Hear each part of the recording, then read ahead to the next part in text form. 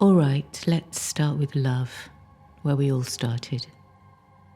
I have committed my entire worldly resources, whatever they amount to my art. Does that not demonstrate love? And if it does not, then how much more am I obliged to do? But it cannot continue on love and honour alone.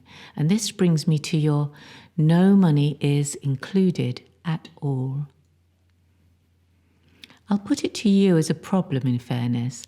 I have made, let us say, so and so many films. That means that so and so many thousands of feet of raw stock have been expended, for which I paid the manufacturer. The processing lab was paid by me to develop the stuff after it was exposed in a camera, for which I paid. The lens grinder got paid. Then I edited the footage, for which I paid, incorporating leader and glue, for which I also paid. The printing lab and the track lab were paid for their materials and services.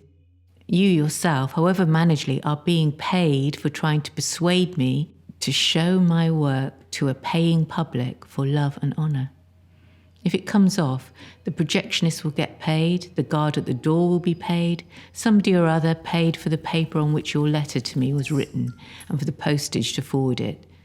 That means that I, in my singular person, by making this work, have already generated wealth for scores of people. Multiply that by as many other working artists as you can think of and ask yourself whether my lab, for instance, would print my work for love and honour.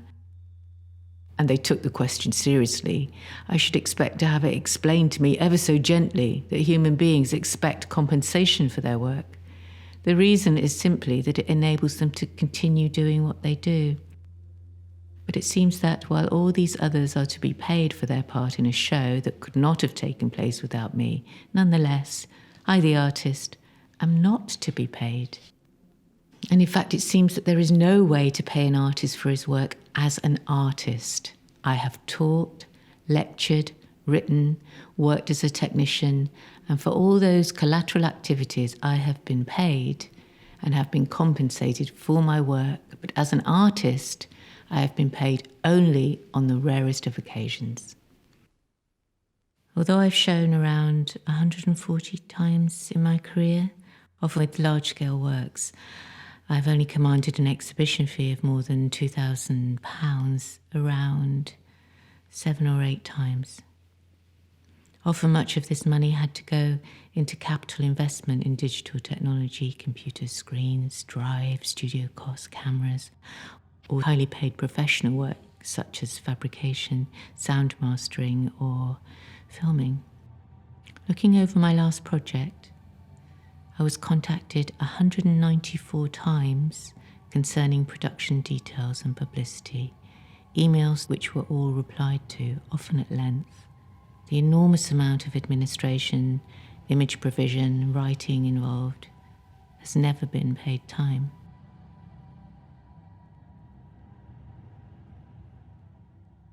It's impossible to speak for artists as a whole because of the highly individuated nature of being an artist and the circumstances by which one could pursue this vocation.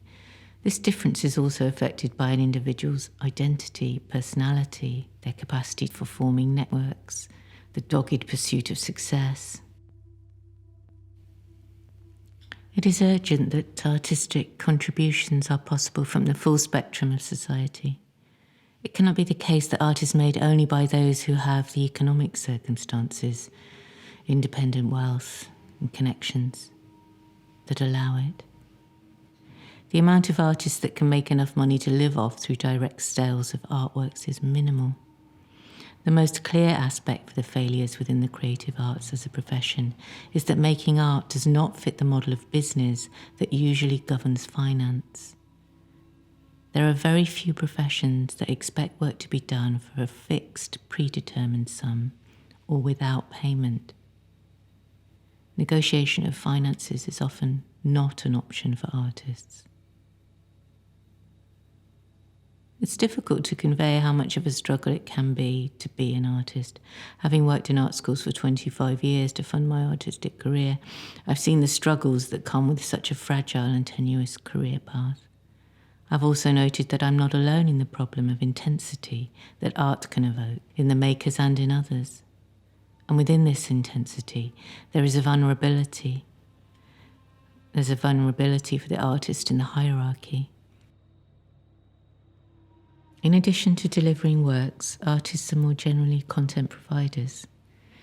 Nowadays, they have to perform countless additional services, which slowly seem to become more important than any other form of work.